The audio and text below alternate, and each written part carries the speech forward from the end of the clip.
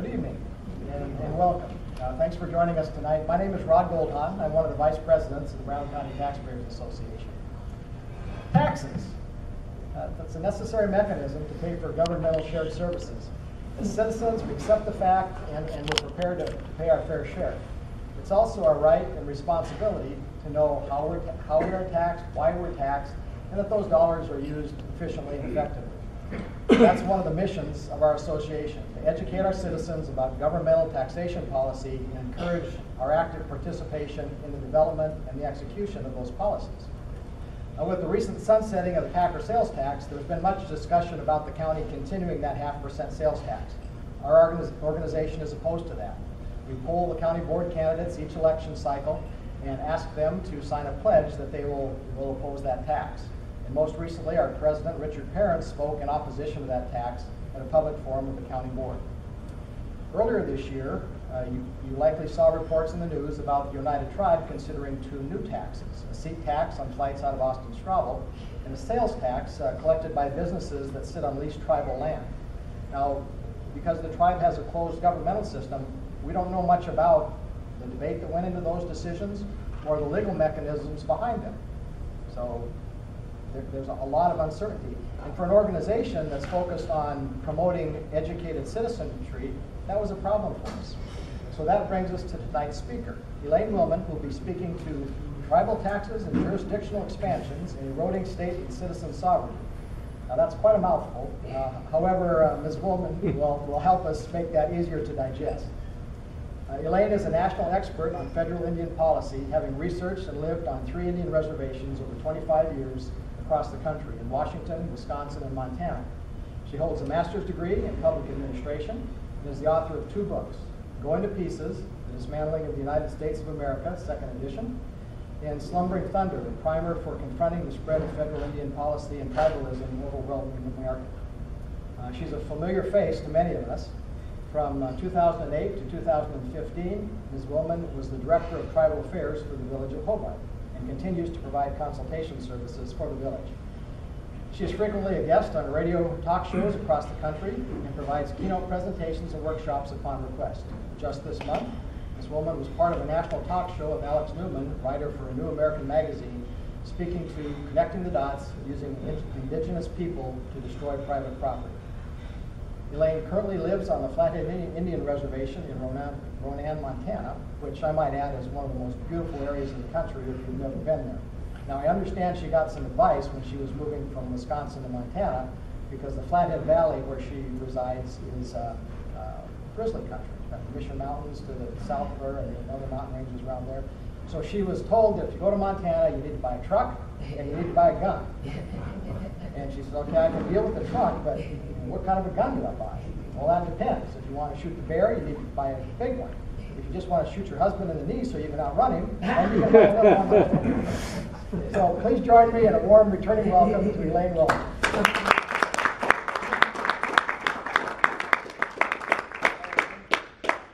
I wonder, is this on? No. No.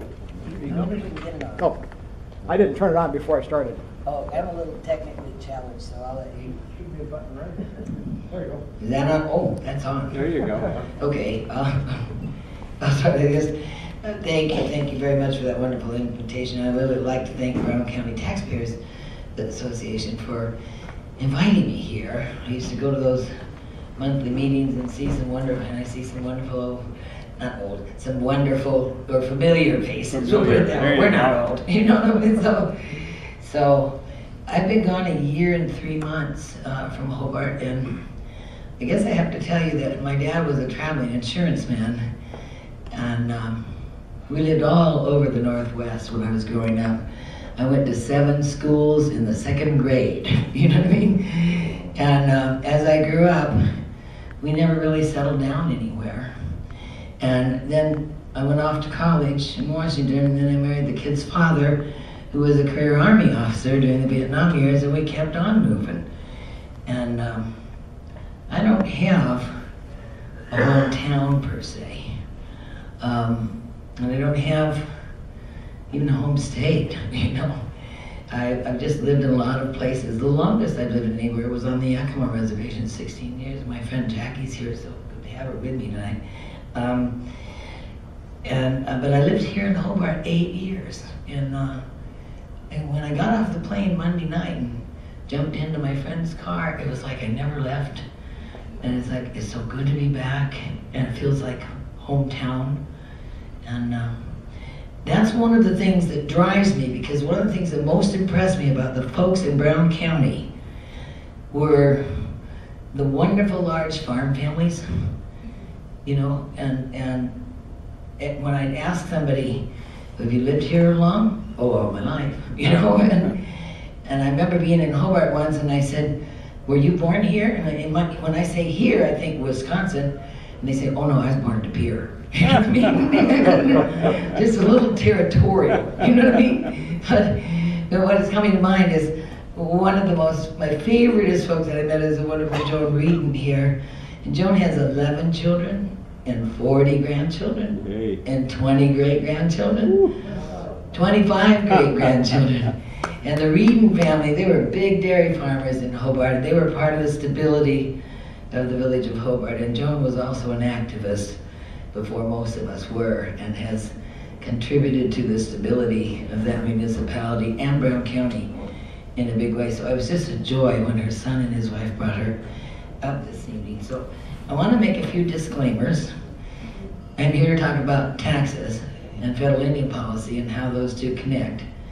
But I need, so for those of you who've never heard me before, I need you to know that I'm a very strong Cherokee ancestry, and my husband is Shoshone, a descendant of Sacagawea, and I'm here to talk about decisions, federal Indian policy or decisions. I'm not here, I am completely supportive of Native American people. And one of the organizations, national organizations I chaired, started out to assist tribal families and members who have no civil rights, who have no constitutional rights, and they have no parental rights as enrolled tribal members. And they are as big a victims in this whole shenanigan called federal Indian policy. They suffer like we do because all those big bazillions don't get down to upgrade their life on reservations at all. So I just want to make it clear that I'm not talking about culture or American Indian history, although it's a big part of it. I'm talking about decisions. And the other little thing is that who makes those decisions? Most of us think, oh, that darn tribe. And I was one of them for a long, long time. And then, you know, the light bulb comes on. A tribal government, not one of the 567 tribal governments, has the authority to make a decision over anything except their own people and their own land. Tribal governments do not make federal Indian policy. Our senators, our congressmen, our governors, our county commissioners, America's elected officials have created federal Indian policy and the courts. And so what I do is I keep the focus on the folks doing this to everybody, including the tribal members. And that has been an escalating process for many years, but I'm getting ahead of myself. Is there anybody here who's never heard me talk on federal Indian policy before? Anybody who'd rather not hear me talk about it? Okay. I want to do a little background because these are facts. They're news to some people, no news to others, and maybe even disturbing news to some, but I'm just going to tell what I know about the Brown County area before we get into the tax discussion. And that is that this beautiful big Brown County was carved out of the Michigan Territory. It was huge, long before we had the state of Wisconsin. Brown County is the oldest governing jurisdiction in this region. It's older than the state of Wisconsin. In 1848, we got the state of Wisconsin. In, I don't quite remember, 1908, we got the town of Hobart. 1910, we got the town of Oneida. 1937, was the birth of the Oneida Tribe of Indians Governing Authority. Not a day sooner, 1937. They were the youngest, they are the youngest governing authority in this area. But you just ask them, and they're time immemorial, or they're, they are the youngest. It chartered, incorporated governing system in our area. Brown County is the oldest, state of Wisconsin. Their Treaty of 1838 that they're always talking about, it is a unique treaty. It's unlike any other treaties in the country. And it is not a treaty between sovereigns. Most treaties are. But it was a treaty. In 1830, the United States was getting well populated in 13 colonies and filled out, and Congress, for whatever reason, said, well, we need the Indian Removal Act. We want to move all Indians west of the Mississippi. And that was the Trail of Tears. I'm not saying that was a right or wrong decision. It certainly was painful for many people. So they moved all the Indians west of the Mississippi, including the New York Oneidas, who were only a state-recognized tribe and had a state reservation because the 13 colonies had no federal, still don't, any federal land to speak of in the 13 colonies. So the Treaty of 1838 is not between, and if you read it, it doesn't even say so, is not a treaty between the United States and the Oneida Tribe of Indians of Wisconsin. It's a treaty between the first Christian, individual members of the first Christian and Orchard parties, small bands of the former New York Oneidas. And the treaty was specific to do one thing. It carved out 65,400 acres to be divided up into exactly 654 100-acre parcels. It was never intended to be communal land for a tribal government to function on. That treaty, but you know how we revise history and tell different tales and things, but that's what that treaty was. And it was even that land that is the former Oneida Indian Reservation today, they claim the boundaries, was ceded. That treaty was 1838. 10 years later, when we got the state of Wisconsin, all that land of the former reservation was ceded to the state of Wisconsin. So it had state jurisdiction on it from the time of statehood. And a few of those New York Indians that were out here got their 100 acres, most didn't.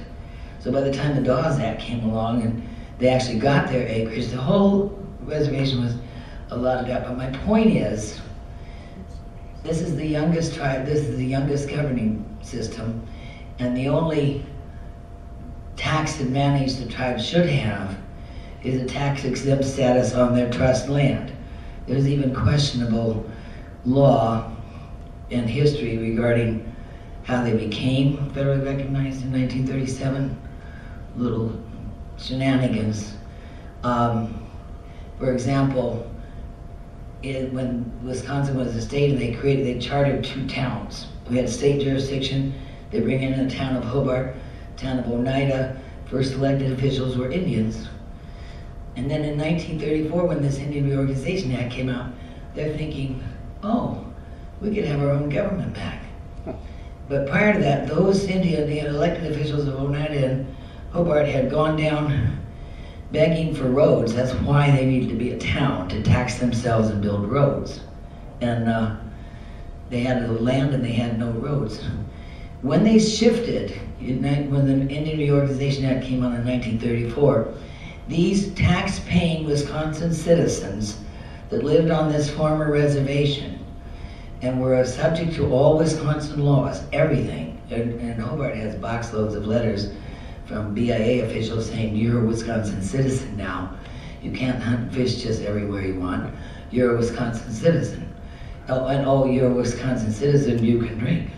We have all kinds of documentation that the citizens on the reservation during that period of time, the former reservation, were Wisconsin citizens.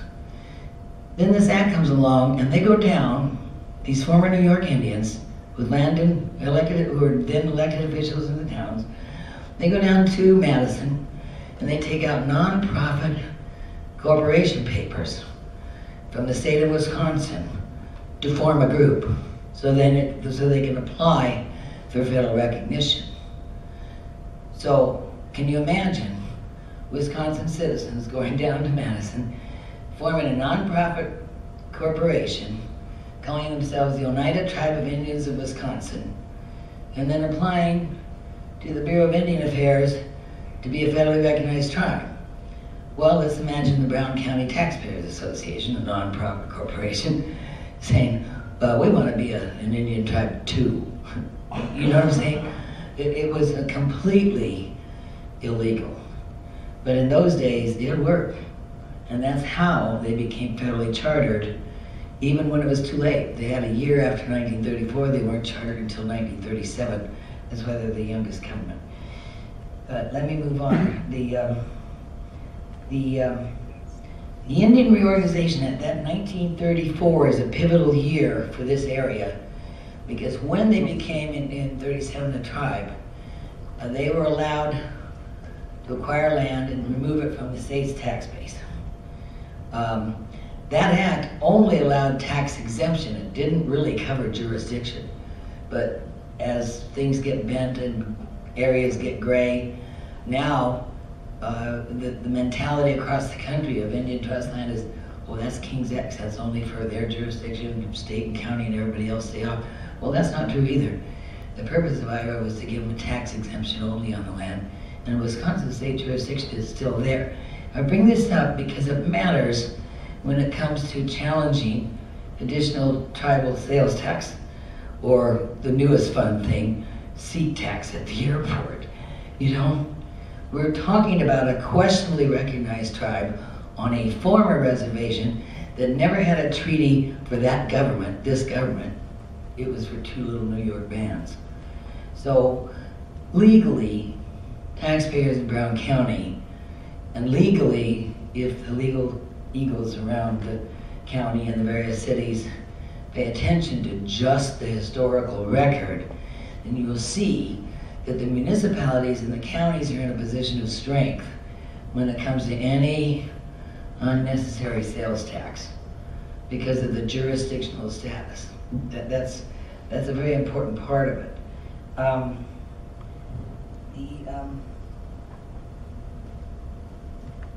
Something happened around 1988, and it had a significant effect on Wisconsin. And Joan was a part of that process.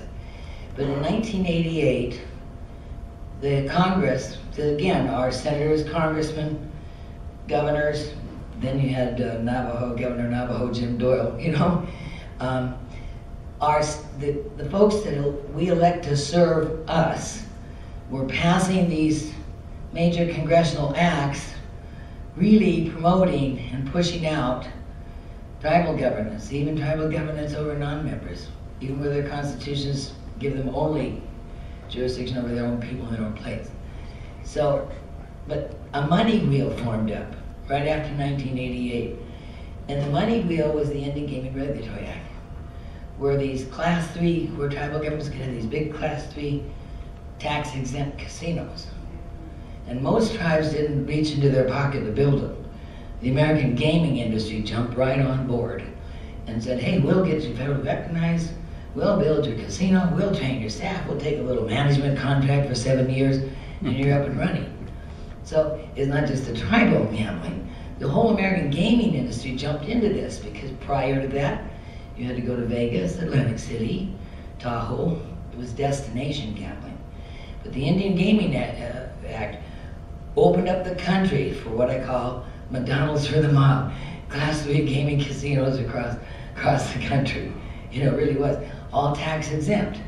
Now, when these plugged down into a community, mind you, all of the tribal government's basic life needs, housing, health, education, law enforcement, courts, cultural resources, all the basic life needs are annually funded by you and me, the American taxpayers. We're doing that every year, times 567 tribes. So this big gaming revenue is free money. And it was intended to upgrade the quality of life for the tribal families, but it does not. I mean, there's some rare exceptions, but largely it does not. The poverty levels just worsen. So this free money is used for what I call the 4 L's.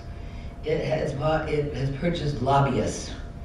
Tribal lobbyists swarm the halls of Madison, of DC, of all your capitals. It has purchased lobbyists. It has purchased legislators at every level: Senate, Congress, governors, state legislators, county commissioners, city council people, up and down our political food chain, because somehow when the gaming money came on, Congress saw the money wheel. They can throw this opportunity tax exempt out to these tribes. And then in the year 2000, just before the Bush-Gore election, the Federal Election Commission, a little 3-member appointed commission in DC, determined that tribal governments were governments for purposes of receiving subsidies and governing themselves, but they were persons for purpose of participating in America's elections. So tribal governments from 2000 to now may cut checks from their general treasury, from their casino revenue. They may write checks directly into both political parties, and they do in mega millions, or they can write a check to a candidate or an incumbent unabashed. Now, no other American government can participate financially in our elections, but 567 tribal governments do. And so then you get this money wheel, where the money rolls out to the tribes, but they're wheeling it back to the political system. And with that money, they get power. So where your congressmen and senators are wandering the halls in DC, and they're running into dozens daily of lobbyists that go in there saying, my people, or maybe they'll go in and say, you want to stay in office? Yeah, you do it our way.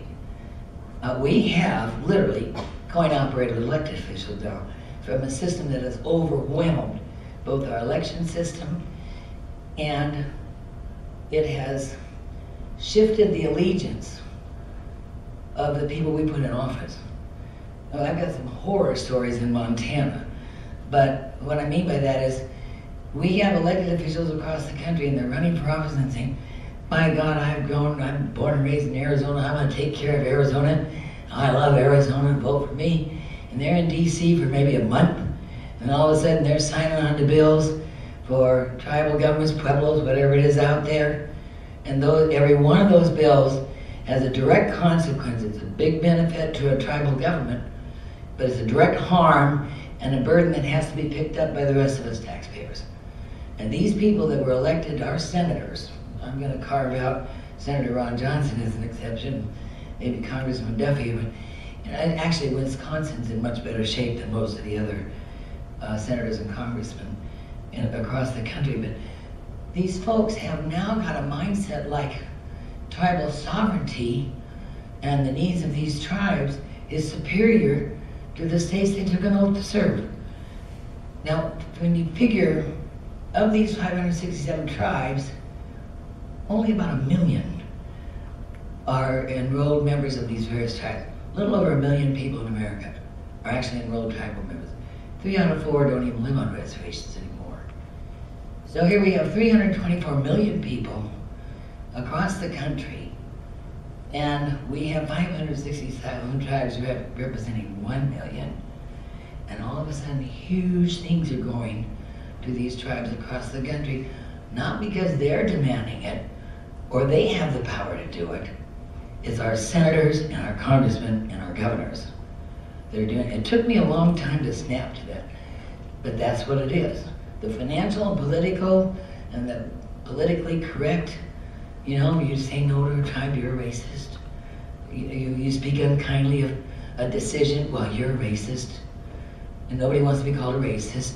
So the political and financial pressure is so huge on the people we elect. It's just easier for them to cave. And we're not holding them accountable because most of us don't know what's going on. I sure didn't until I started getting into this. So that's a very significant piece of why the taxpayer is increasingly picking up the slack of money coming out of the community's disposable income and into tax-exempt tribal hotels, tax-exempt casinos, tax-exempt businesses. That loss of disposable income has to be made up by somebody, and it's not them, it's the rest of us. And that's a really serious problem. I wanted to talk about across the country. I'd really love to go on and on about the nightmare that we're dealing with out west. I moved there for a reason. But what's happening if I can step up to maybe a 20,000 foot level, what's happening across this country today, and it really started, and this is not just Democrats or Republicans, this is both parties. And this kicked off pretty good with the Clinton administration and has progressed exponentially through the Bushes and, under the present administration is napalm. And what is happening, you may have seen it in 2008 when we were in recession, it was all blame, our president came in and said, oh, we're in recession, I'm going to save you from recession. We had a housing issue that was affected. The nation's housing suffered. The health industry took a whole new turn and is failing. Therefore, while the auto industry was crashing, what's going on today in 2015 and 2016 is there is a concerted effort to go after water, all water, state waters in the western states, energy. The president has decided that the nation's power and energy grid is good economic development for tribal governments. They have no duty to you and me, nor any experience in the industry. And billions are rolling out now to tribal governments to acquire big hydropower dams, big electrical facilities. It's a disruption of our national power grid, where Congress passed the Indian Energy Policy Act in 2010. Our senators and congressmen agreed with the president that our nation's power grid was really good economic development for tribal governments. That is freaking insane. I mean, we have a national security problem. Here's why. Over 100 years ago, when the West was being settled, and they were saying, go west, young man, states are being given their statehood, the Secretary of Interior then required that all new western dams, energy systems that were put into the western states be located on or near Indian reservation. Well, in 1904, that was a good idea. The federal government could kind of keep a strong foot on the energy out in the western states, the new western states. Well, then in 2012, our Congress, this, what I thought was a do-nothing Congress, has done absolutely everything the present administration has asked, passed a benign thing called the Hearth Act, H-E-A-R-T-H, Hearth Act. And that's housing, education, agriculture. I'm not sure but it was a big money appropriation bill for all the tribal governments. And in the middle of it, the present administration decided that American private sector businesses are not really cooperating on reservations and the economic development isn't going very well. Well, they have tribal sovereign immunity. You're a private corporation, you execute a contract with a tribe. If they can pay or maybe not pay, if they don't pay, you're just out of luck. You can't sue, they have sovereign immunity. So the American private sector corporation has had their fingers burned enough where they're not rushing onto reservations. So the president's answer to that is, well, by golly, these big, wealthy Middle Eastern countries would be good economic development for our Indian reservations. So in the middle of the Hearth Act is the ability for a tribal government to long-term lease its federal trust land, where no state or county or localizer are looking, to Middle Eastern corporations or companies for economic development on that reservation. Well, remember, all of our hydropower dams and energy systems are also right there. And that's a very risky combination in this country. So my feeling, and I'm just expressing my opinion, is we already have 190 sanctuary cities, and now we have 346 or 340 Indian reservations across the country, any one of whom can say, God, I'd love some of that money from Turkey or Saudi Arabia, and there we go. And not only that, they don't have to have BIA approval or any BIA oversight. They can just do it. Our Congress, our senators and congressmen let that happen. Now, I'm not sure what the percentage is in Wisconsin. I used to know, I think it's around 5 or 6% of our state's population is Native American. But a good 95% is all the rest of us. But if you look at the money coming out of the federal government to those 11 tribes in Wisconsin, and even Wisconsin state government coming out, because that gaming compact that money that comes into the state gets rolled right back out for tribal tourist-related activities to the tribes. So there's a tremendous volume of income that is taking away the sales and property tax base from this state inordinately based on a very small population, and the burden just keeps shifting upward for the taxes on everybody else. So now we're going to try 2 new ones. Well, I talked to Tom Miller. I called him from Montana when I heard about that seat taxer. Just thought, how insane is that? And Tom said, don't worry about anything. He said, the FAA will never allow that. He said, just don't worry about it. That's just. And I heard from a good tribal friend. I have many, many good Oneida tribal friends, by the way. Just spent 4 days in one of their homes. What I've heard from the Oneida folks is that 1 or 2 kind of loose cannons thought, well, that's a swell idea, and they put in some kind of little formal petition which must be processed through their tribal courts or their tribal business committee system, and so it will kind of gurgle up, but I'm also told that one's going nowhere. And then Tom Miller says the same thing, the FAA will never let that happen. So I'm not worried so much at that one, other than everything's gone lawless these days, so it doesn't hurt to keep an eye on it anyway. The other one is a tribal sales tax that I hear is being bandied about. And so I started our Hobart Legal Counsel, and myself and my daughter started researching, because you very infrequently hear about a tribal sales tax. It's not all that common on most reservations. But we did find an Oneida Nation, New York, the Oneida Nation, New York, which are very closely affiliated with the Wisconsins. They do have an Oneida Nation of New York sales tax and ordinance, a tribal ordinance that authorizes them to do sales tax.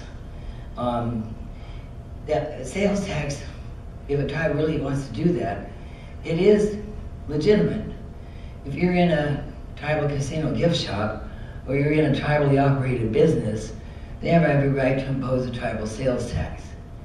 But where it stops, or should, is to impose this tribal sales tax in a business that is not owned by a tribal entity or person. A non-tribal business should not have to collect a tribal sales tax.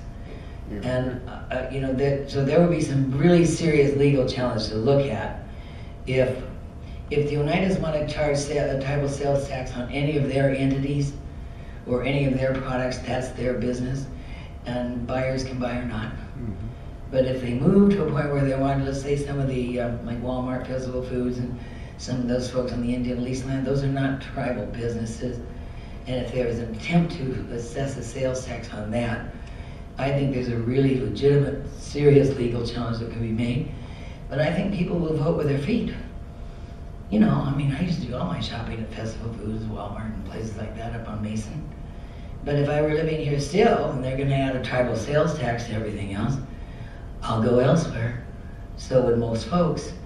And that's going to be a downside to the municipality, to the private business, and that's going to erase the benefit. These big box stores on trust land got really good deals on the land, annual lease land.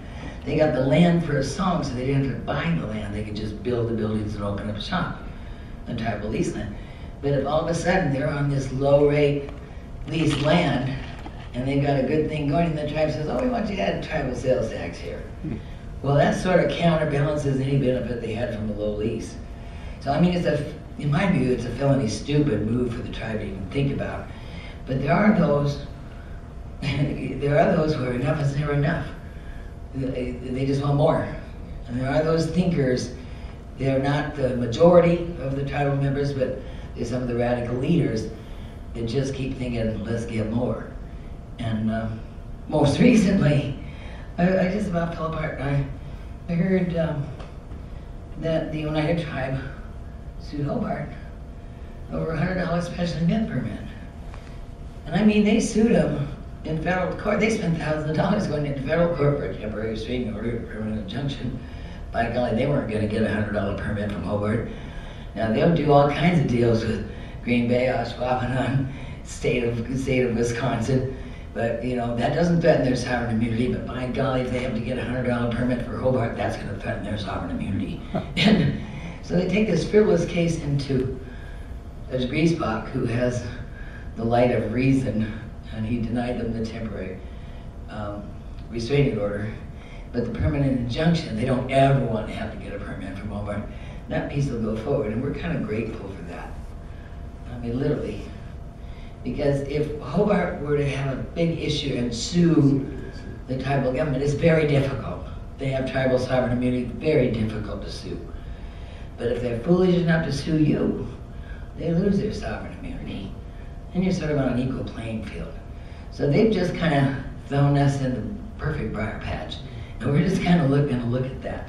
You know, I can't speak for the village, but those are the kinds of things we're looking at. I want to talk about one of the most egregious things happening now, and this will affect Wisconsin. Some of you are much more familiar with the forests in this state than I am. I usually was stuck in the building at Hobart. I didn't get to travel the state, but I know Wisconsin has some marvelous and multiple big national forests. You also have 11 tribes. The most recent thing, and it has been insidious and they have played hide the ball among different bills, is that in the Senate and in the House, we discovered 2 or 3 Senate bills, 2 or 3 House bills regarding a Tribal Forestry Management Act.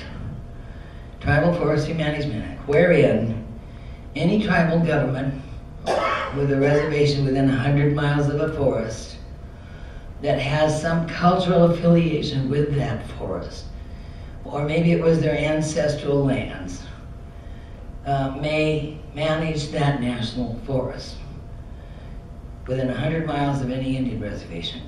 And if it's particularly, the more so if it was their former ancestral lands. Well, the whole North American continent was the Indians' ancestral lands.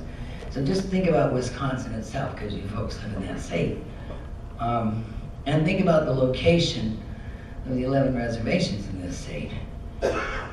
And the opportunity to manage the national forest. A couple of things happen, more so in other states here than Wisconsin, but as this affects the other states where I live, in the big high country, then the tribal government has the snowpack and the headwaters and all those waters they didn't already have from the rivers, and they confiscate all the waters of that state if they manage the forest. And the second thing that happens is they determine who can use the forest. Can you hunt there? Can you walk there? Can you go camping there? Can your children with wonderful college educations work for the Forest Service if it's tribal hiring preference? These are America's national forests. This is going to deeply affect what's left of our timber industry, deeply affect the transition of America's waters, and deeply affect America's ability to recreate in our forests. And this has now been tucked into, it was 2 separate bills. It was Senate, House Bill 2647 in the House, merged with Senate Bill 3085, 2 freestanding bills that were partnered up to be voted on as the Tribal Forest Management Act. Well, a whole bunch of us across the country started ringing phones and screaming and emailing and doing press releases, and so those bills sort of disappeared. And then we found them in the middle of a 792-page energy bill sponsored by Senator Murkowski in Alaska. These people we elected to serve all America have taken that Forestry Management Act type of force and sneaked it into this big must-pass energy appropriation bill. And so we're alerting everybody who can. I want to mention that here because all of this stuff eventually transfers jurisdiction, authority, income, revenue to a small tribal government. It also captures a national forest and puts them as Charles in charge. And maybe you can or maybe you can't enjoy America's national forest. That is how far afield wonderful people that we elected to serve have gone with this stuff because of the big money wheel. This huge Indian gaming and the huge ability to control political funding, who gets in, who's out, who does their bidding, who do they remove. It's even worse where I live in Montana, because in Montana, the ACLU partnered up with the Crow tribe. And the Crow tribe was saying, oh, these state polling precincts are just too far from our reservation for our people to vote, and it's just not fair, and the court agreed.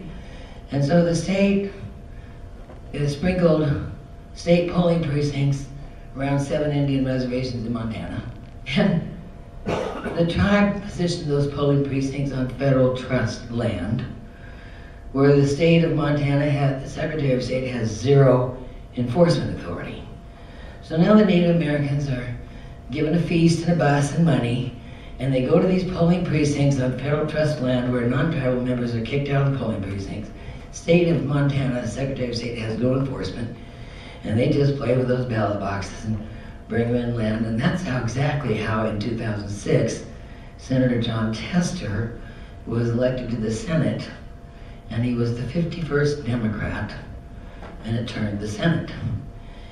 And that system is still in place in Montana. Those who are benefiting from the system, those elected officials who accept those contributions and who are benefiting from the system are going to be the last ones to end it. So it's a real conundrum for us taxpayers. It really is. What we need to be doing is straight talking with the people we elect before we elect them and after. And we need to say, do you serve all of the citizens in your state? Have you taken an oath of office to Wisconsin or to the tribe in your district? Because it's really an either or on some of this stuff. Because if the allegiance has shifted to a tribal government, the remaining constituents in that elected official's district are going to pay. And I would challenge the BCTA and all of the folks around here to just babysit. You're in better shape with your congressman here than we are in most of the other states. But nonetheless, we are losing. And I will close, and then I want to open it up to questions, because I love Q&A.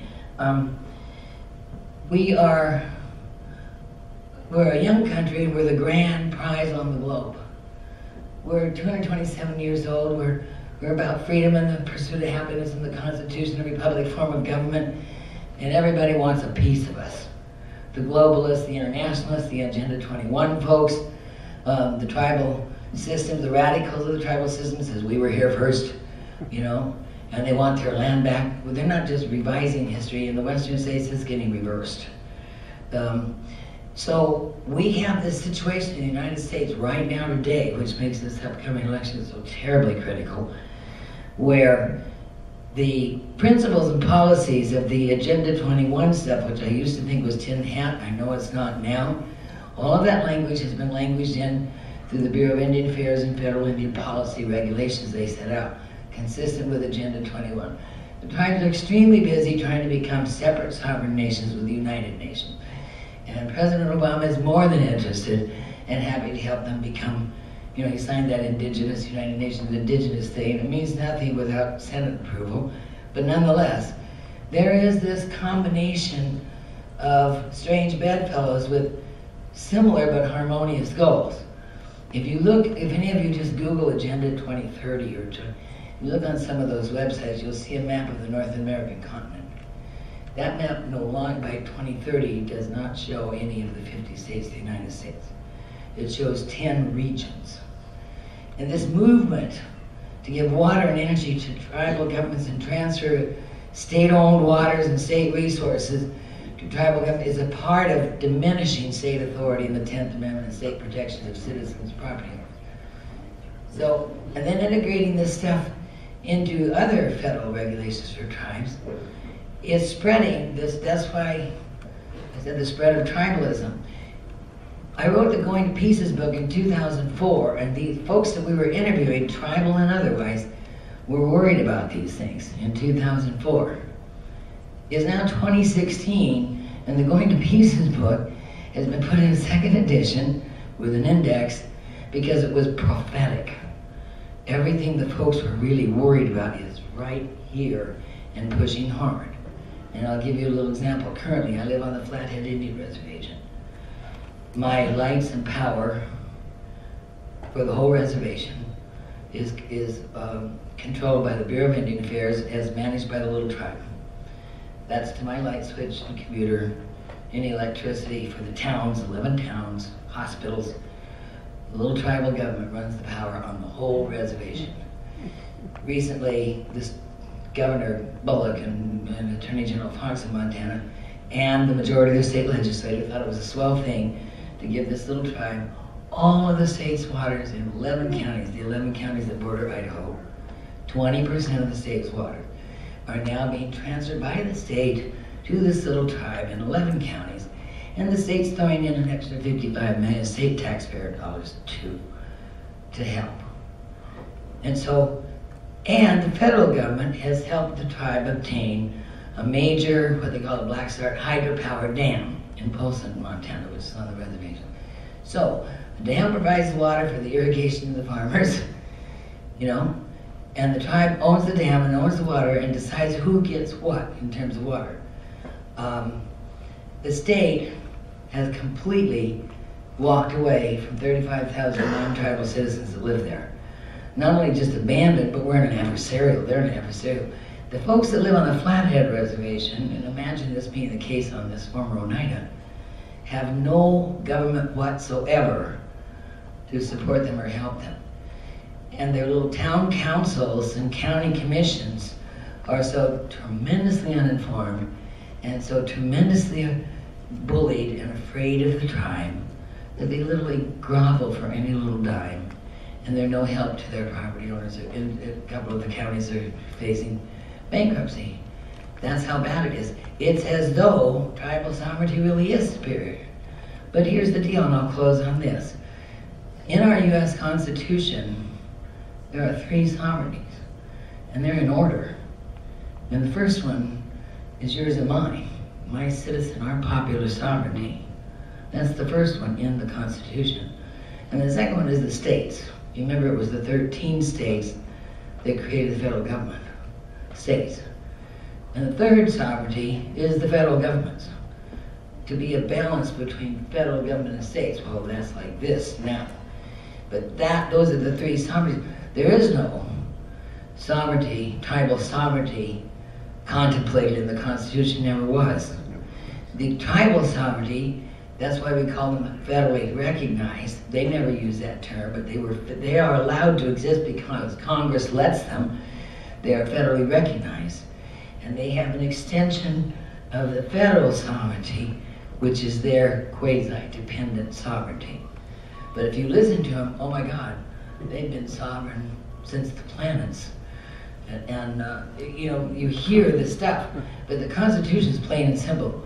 And it never, ever, ever contemplated tribal governments, tribal sovereignty, tribal jurisdiction over state lands or people, nothing. And very recently, and the good news for, this is such a Debbie Downer, isn't it? But the good news is that our Supreme Court since 2000 has been reining this in with excellent court rulings that protect state sovereignty, protect citizen sovereignty, rein in federal overreaching, rein in tribal government overreaching, and we have a dozen or more really powerful tools now that the Supreme Court has come down with because they've seen this coming on. They're doing everything they can to stop it. Even the most liberal justices like Sotomayor and Elena Kagan, they're coming down with constitutional rulings because of the severity of the executive branch and tribal government overreaching. The problem is, the Supreme Court doesn't have an enforcement entity. So if these states or citizens or counties don't pick up these tools and push back, they still roll over. And that's why I'm so proud of Hobart. Hobart, among 1,061 municipalities, Hobart is the first one where all 5 elected officials said, that's enough. We're going to protect, we took an oath, we're going to protect our municipal authority, we're going to protect our citizens and property owners, we're going to protect our property tax base, and we don't care what anybody else thinks. Of course, you know the horrible blows and bad ink Hobart took for many years. They are the model. I've got a chapter in the Slumbering Thunder book, to Hobart. And we just now have some local area municipalities starting to smell the coffee, and there's a couple out in Washington State that are starting to smell the coffee. But it's really up to our local and county and state and federal elected officials, because they're the ones that made this happen. And they're the only ones that can make it go away. It has nothing to do except the financial and political pressure of the tribe. These are not tribal government decisions. It's people we put into office. And they're doing that to us. So let me just take a breather there, and I hope there's some questions, and I hope I haven't upset you folks too much. Ooh. Anybody got a question? Oh, and please feel free to disagree with me and say that's not true. Or, I mean, I love a good debate, so whatever you kind of want. Yeah. What right does the Oneidas have to give billing fee on airlines on county-owned land? None. I mean, absolutely none. But they will try. And, you know, they've got all the money in the world to go through legal maneuvers and whatnot. But there's none. It is county-owned. It's not tribal land. It's county-owned, public land. And as Tom Miller, the director out of the airport, has told me, FAA says, no way. No way, that's not going to happen. But they'll try, because they'll push. They've got the money and the resources to push. And if they find some liberal judge that says, oh, okay, then, you know, you're off to the races, thousands of dollars up the Supreme Court. So they will always try. Wouldn't they have to start with the federal court in Green Bay? They should, yeah. But it may be, you know, I would imagine that Judge Griesbach's getting a little bored with some of these frivolous lawsuits that are coming in. And he's a man of reason. He's a wonderful judge. We're all fortunate to have him in the area. Anybody else? Yes. Yeah, can you describe the agreements that are made for the Indian casinos, both here with the Oneida and across the country with other Indians, as far as the resource, not the resources, but the payback or income or what they share with their revenue? And they're, you know, and they're that compact development between a tribal government and a state government is all under the regulations of the Indian Gaming Regulatory Act of 1988, and it spells out, I think it's in section 2017, it spells out the steps a tribe must go through to be eligible to have a Class 3 gaming facility, beginning with it has to be on federal land, has to be placed eligible for gaming in federal trust. And then there's a process that the state, a collaborative process between the state, Department of Administration, or whoever it is, the state, that works out, and they negotiate a compact wherein a percentage of the annual revenue, tax-exempt revenue, that comes from annual tribal gaming is given to the state to kind of offset the tax loss, supposedly.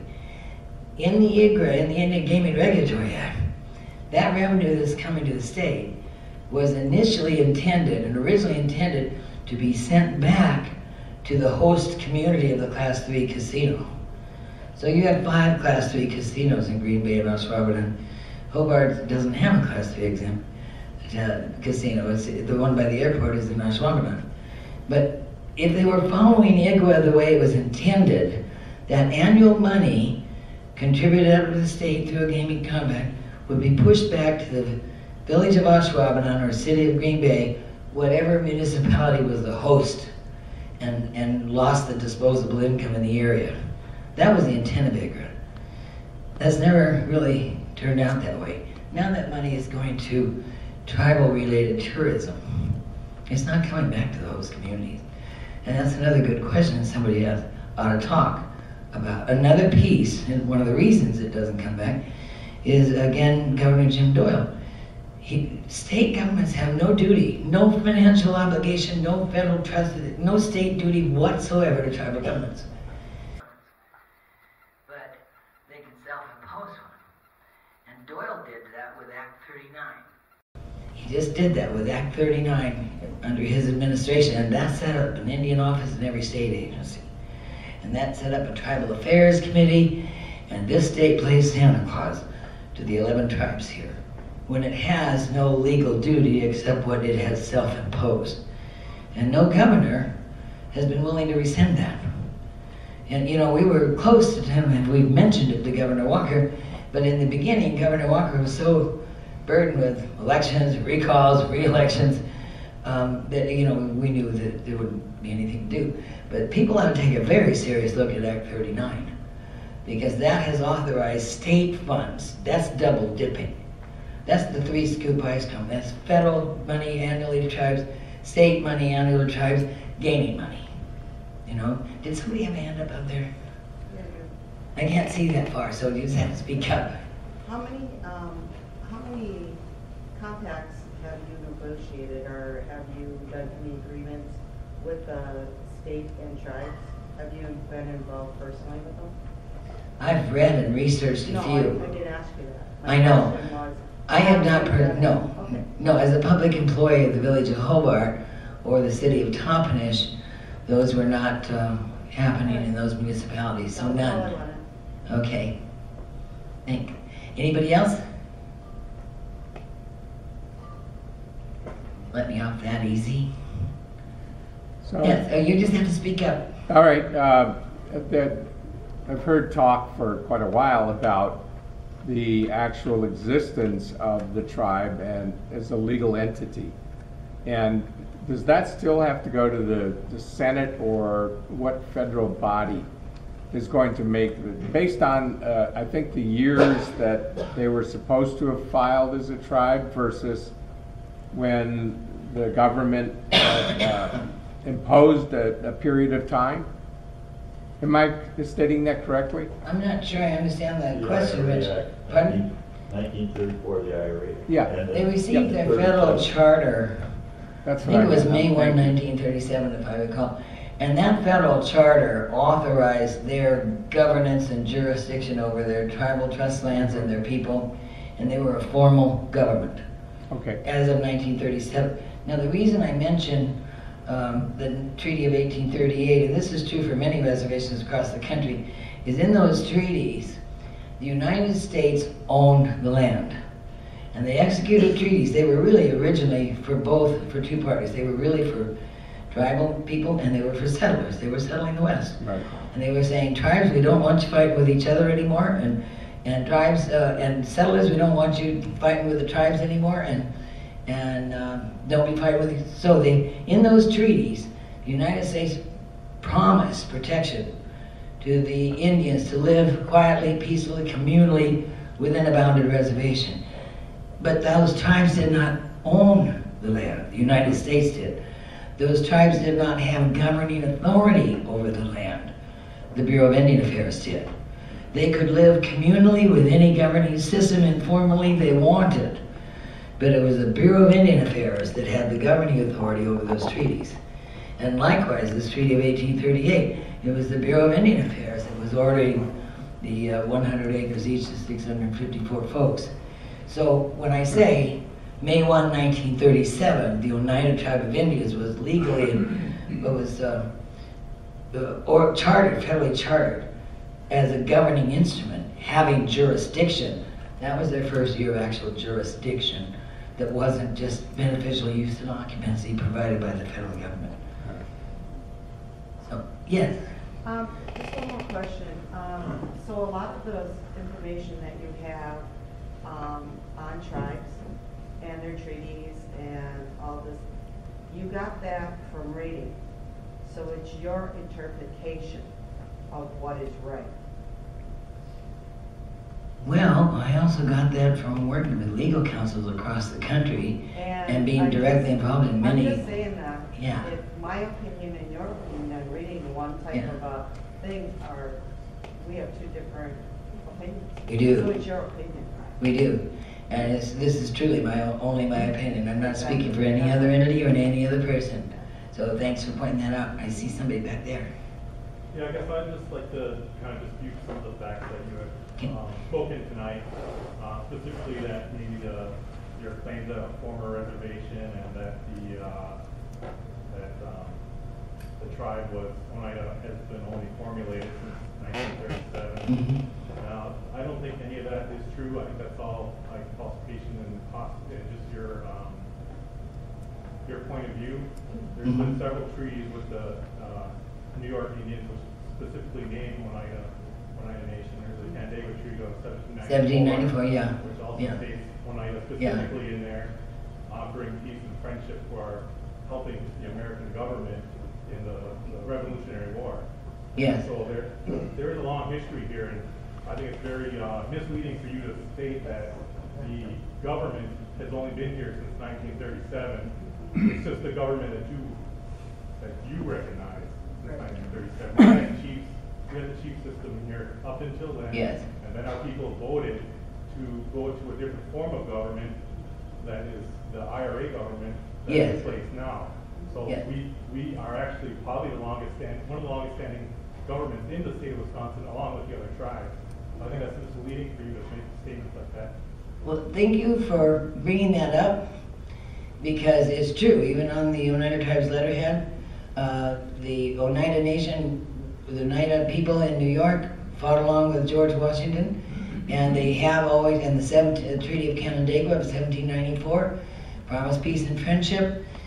However, by 1830, when these 654 First Christian and Orchard folks came out, the Oneida Nation's reservation had been disestablished by the state of New York, and the members coming out here were going to be citizens of the state. Wait, let me finish.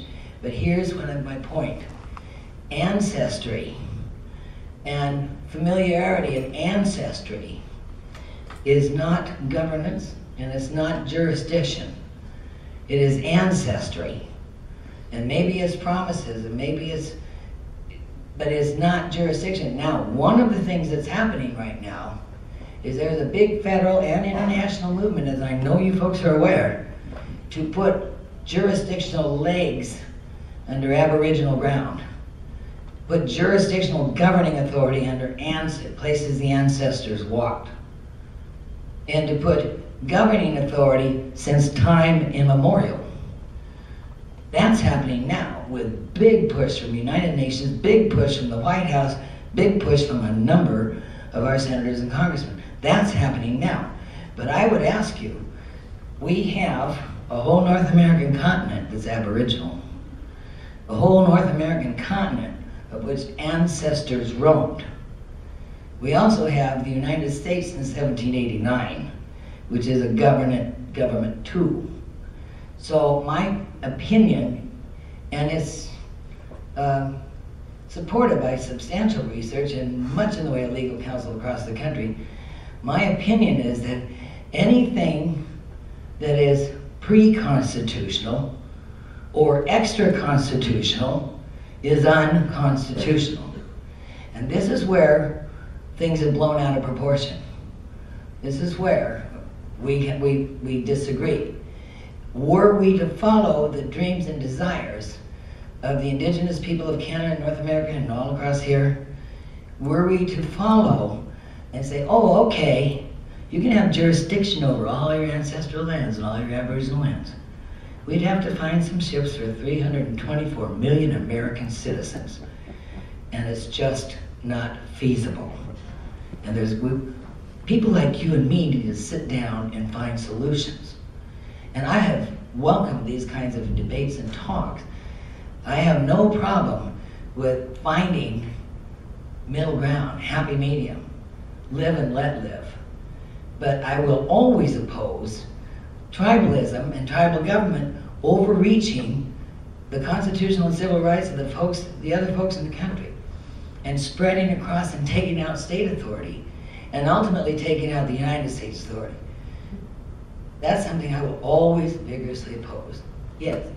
So I guess the other side of that, then, if you're talking about the Constitution. Pardon? The other side of that, if you're talking about the Constitution then as well, that right in the Constitution that treaties are the supreme law of the land, and that's what were the agreements that were made between the United States government and the indigenous nations of this continent originally were those, and a lot of them were, yes, to establish essentially the sale of our indigenous land to the United States government, not the other way around. Often the reservations that were established were our indigenous land. And yes, Oneida isn't here from Wisconsin originally. We actually purchased this land from the Menominee and the Ho-Chunk, which was originally to make that indigenous land, and not land held by the United States federal government. Well, that's an interesting look at it. But thank you for asking, for commenting on the treaty clause.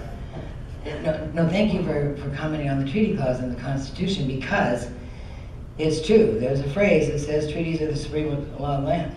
That's 1/3 of the sentence in the supremacy clause. The full sentence is, and it's in priority order, this Constitution first, the laws of Congress second, and treaties third are the supreme law of the land. And congressional acts supersede treaties. But what we hear is the last third of that, oh, treaties are the supreme law of the land. State the whole sentence. It says, this Constitution, the laws of Congress, and treaties are the supreme law of the land, in that order, in the Supremacy Clause. And so again, there are those who flat don't want the United States of America to exist. But you know, as I opened my remarks, I was born here. I've lived all over the country. I love my ancestry. I cherish my husband's ancestry. I don't have another country. And it troubles me that we've had such disharmony, because this United States has the richest history, and it really learned by skinning its knees. And yes, there were problems from 1620 forward with Jamestown and the Pilgrims. They've been forming this country has not been gentle. It's been hard. But let me just give you the year 1855 to put a little perspective on this. That's the year when most of the treaties were executed across the country. But what was going on in 1855 in our country? Well, they'd had the Louisiana Purchase, which also removed all Aboriginal land in that sale. They were saying, go west, young man, go west. And so young man put stuff in his wagon and went west. You know, young man wasn't given a thin dime from the federal government. He was just saying, go west. If you find some acreage out there and you can homestead and build something on it for 5 years, you can have it. That's how the West was settled. And the reservations were opened up in 1855. Now in 1855, all those treaties were executed, and American Indians were given land, sanctuary, beneficial use and occupancy, protection, money, annual dollars for their chiefs, and housing and blankets and commodities, blacksmiths, doctors. In 1855, American Indians were given at least basics, not young men going west. In 1855, 5 years before the Civil War, we were still buying and selling blacks like cattle. So when I look at this country's growth, yeah, we did some things really stupid and really wrong and really painful for all people, you know. But of all the people on the planet, on this country in 1855, the ones that were receiving federal assistance, and to this day still are, were the American Indians. Nobody else, till the New Deal later on, till we got in Social Security and whatnot. So I think that merits some perspective. Now in 2016, there's this big mood, oh, everybody's entitled, oh, everybody should be ashamed, oh, you owe us, we want black reparations, we want this, we want that. Well, that's not the way the country was built, but that is the way to take it down. And I will absolutely vehemently oppose anything that distorts the values that are set forth in our Constitution and in our cultural beliefs. And it just breaks my heart that some people who have so deeply benefited from the United States and all the people in the country, who just want everybody to leave. Makes no sense. I'd like Yes. to make a comment to refute some of the... Pardon? I'd like to make a comment to refute, or set the record straight, if you will. Okay. The tax thing, first of all, was a referendum vote. And with The what, I'm sorry, could you? the tax situation for the Oneida people was a referendum vote. The sales tax piece. Correct. Okay, Now, how you're promoting it, you don't understand their system. And a referendum vote in the non-Indian system is almost like law. You will do it. yeah, In our system, a referendum vote is an opinion vote only. uh-huh, And of that vote, only about 130 Oneidas voted in totality, if I remember correctly, and around 100 said yes. That is only opinion. yeah, It's not what is to be. right, So I think a lot of non-Indian and a lot of non-Indians are the media obviously is making it out like this is what we're going to do. There's research that we're talking that it may or may not happen because there's so much research, there's so much to do to make that referendum a reality, and we're talking down the road. So that's the first thing. It's the media who put the twist on it, and the media always knows. I would agree with that, yeah, The media always knows how Yeah. to put a twist, especially for the Indian people, it's always a negative twist, in my opinion. yeah, Secondly, when you're looking at, you're talking jurisdiction, mm-hmm, and what's interesting, I guess, it's two conversations. Jurisdiction is a component of inherent sovereignty. And Indian people, oh, well, we've been a part company there, but go ahead. Indian people understand inherent sovereignty. It's comprised of a whole bunch of stuff, Yeah, not just jurisdiction. yeah, And the ability to create laws for yourself and so forth and that and all that, that's just one component of what inherent sovereignty really is. yeah, So, you know, Jack Campese and Gordy McLester, they would truly, in all of the materials and all their research, they would definitely have enough legal arguments, constitutional, historical documents and arguments, and they've written the books on our sovereignty and our inherent sovereign that would definitely go against everything that you said tonight. Yeah, absolutely. You know, Beauchamp, so anyway, Yeah. but the point on that is you're only looking at time. And when you were talking, there's a tribe in Canada, and in the Supreme Court of Canada, they worked diligently to get the judge to bring in and have their grandmas and their grandpas talk about some of the historical things that were going on in the community. yeah, The court system fought this tribe for about 25 years, and as they're fighting the tribe, these grandmas and grandpas are dying off.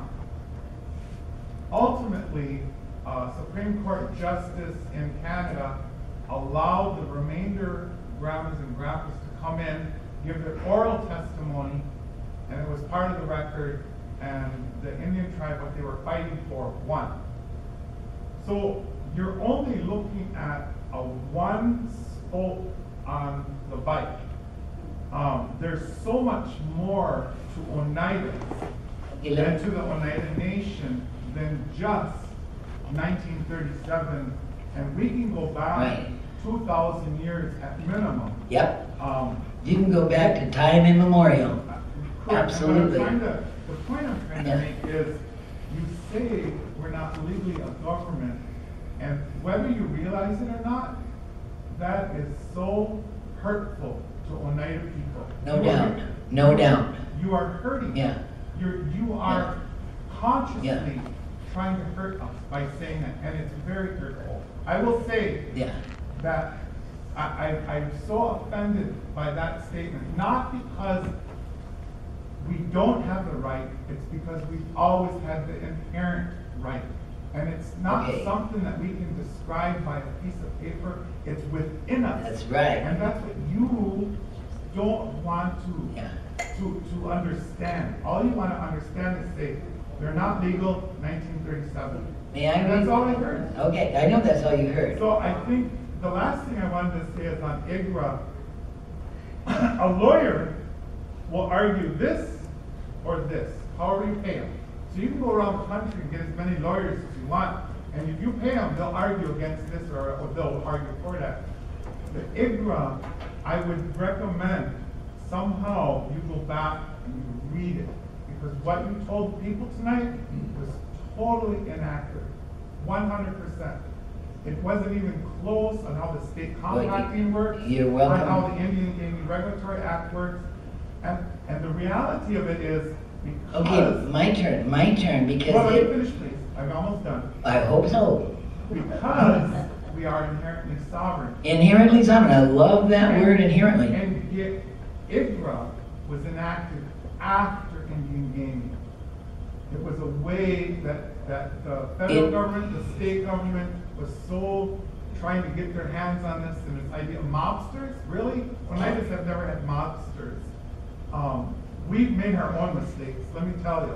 And every government makes their own mistakes. We didn't need the mob to do it. Okay, now I've been kind and given you a long time to, and I'd like, because these folks are probably You said getting you tired. like to debate, so there's my debate. Yes, and you know something? Thank you for that, and I respect that, and I really wish we could put a group together of folks that think like me and folks that think like you, and let's sit down and hash some of this out. That's so hurtful. Well, let me ask you how hurtful you think it might be when you have 567 tribal governments, all of whose ancestors and aboriginal grounds existed prior to the United States, who want the United States gone.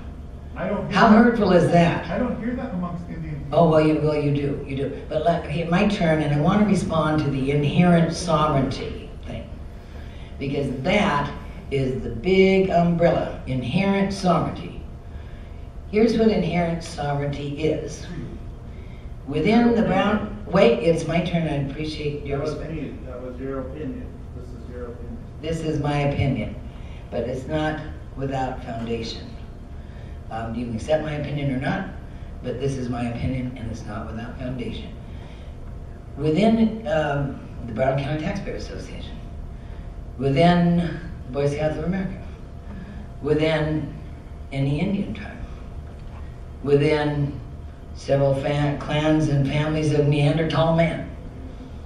Inherent sovereignty is the right of humans who have common interests and common bonds and common values to inherently organize and govern themselves. And that's what inherent sovereignty is.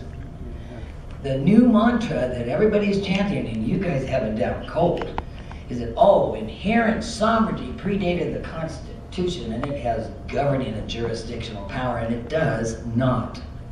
Any more than the BCTA, the Catholic Church, the Methodist Church, the PTA, any group of human beings has the right in this country to organize itself and to practice its own inherent sovereignty. That's what it is. Doesn't give you jurisdiction or governing authority.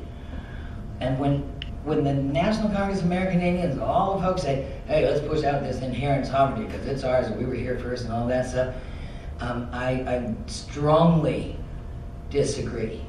Because if your inherent sovereignty is true, nobody else has it. And that doesn't even pass logic. It just doesn't even pass logic. So I do think we have great difference of opinions. We have big problems to solve to make this country whole that includes wonderful American Indian tribes.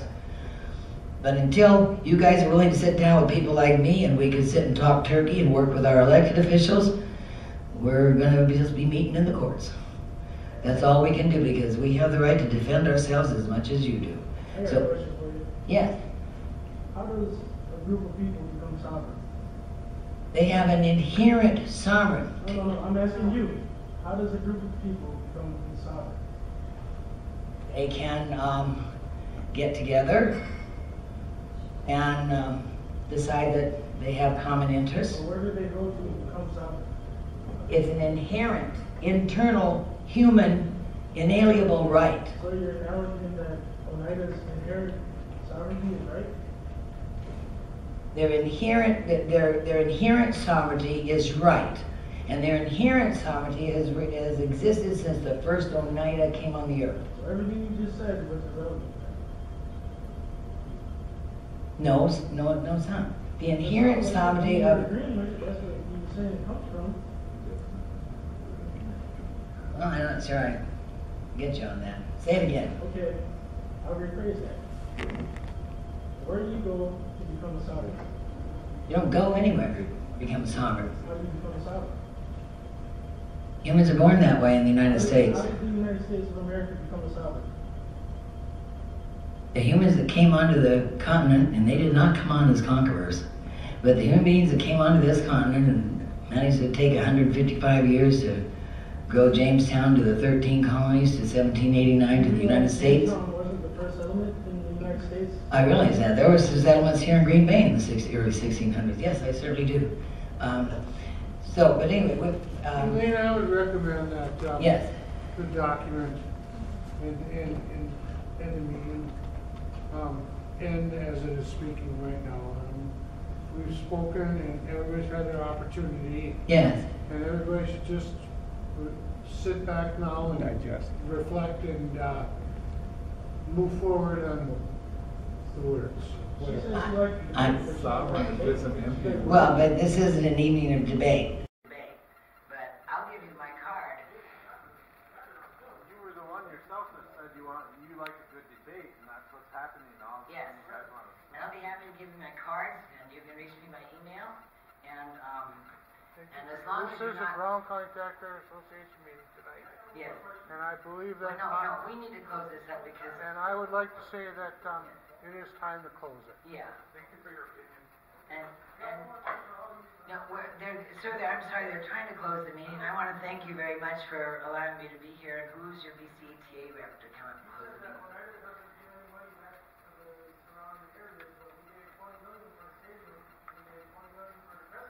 That's grant money.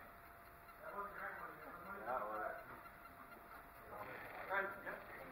All right, I want to thank everyone for attending for the healthy discussion and debate. Obviously, this is not a simple matter. There's a lot of differing opinions. There's a lot of differing legal representation in that. But as I said at the beginning, one of the missions of the Brown County Taxpayers Association is to have an informed citizenry. And so I appreciate people's comments, people's questions, people's debate in this, because that's how we get a more educated citizenry, and that's how we can come about making good decisions and cooperative decisions. So once again, thank you for attending. I want to thank Elaine for coming here and speaking with us. I would like to thank all the persons for being here.